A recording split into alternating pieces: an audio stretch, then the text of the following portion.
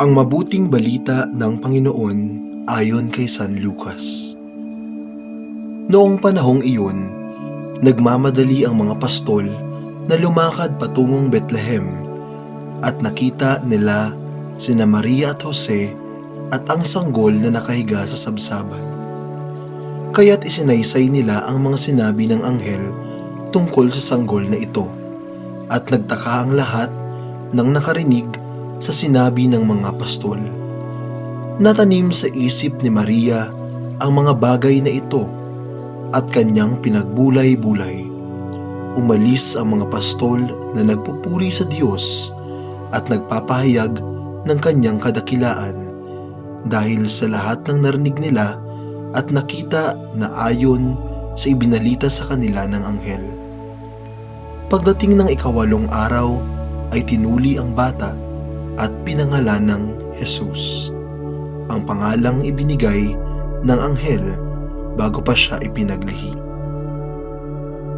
Ang mabuting balita ng Panginoon. Pinupuri ka namin, Panginoong Hesukristo.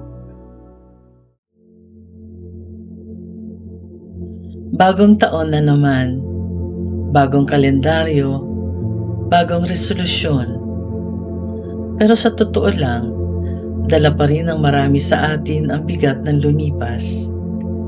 Kabiguan, pagkakasakit, kawalan, o mga tanong na hindi nasagot.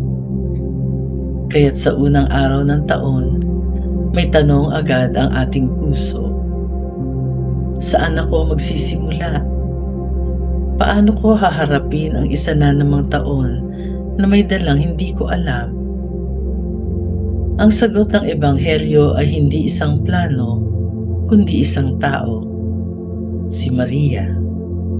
Sa katahimikan ng sabsaban, matapos ang pagdalaw ng mga pastol, si Maria ay tahimik na nakikinig, nagmamasid, nagninilay, at dinadala sa kanyang puso ang mga bagay na nasaksihan.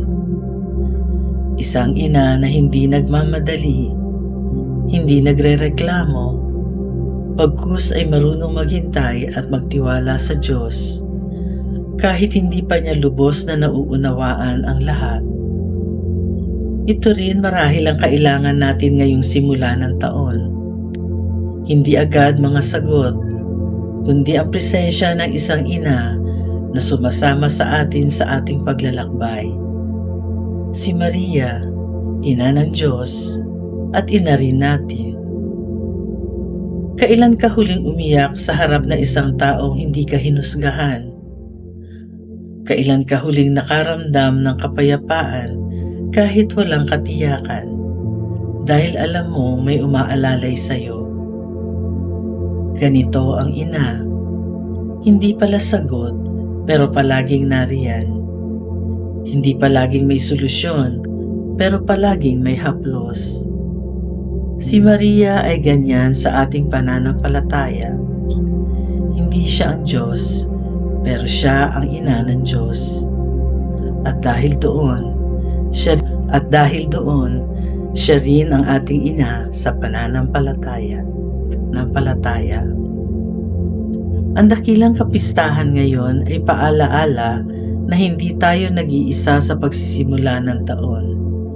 Si Maria ang ina ng bagong simula, hindi dahil wala siyang sugat, kundi dahil sa kabila ng lahat, siya'y tahimik na tumugon sa Diyos. Hindi siya ang sentro ng kasaysayan, pero siya ang tumayong duyan ng tagapagligtas ng sanlibutan. Kung tayo'y nangangapa, nalilito, o natatakot ngayong bagong taon, huwag tayong mahiya. Gaya ng mga pastol, lumapit tayo kay Maria. Sa kanyang piling, makikita rin natin si Jesus. Santa Maria, Ina ng Diyos, ipanalangin mo kami ngayon at sa oras ng aming mga bagong simula. Amen.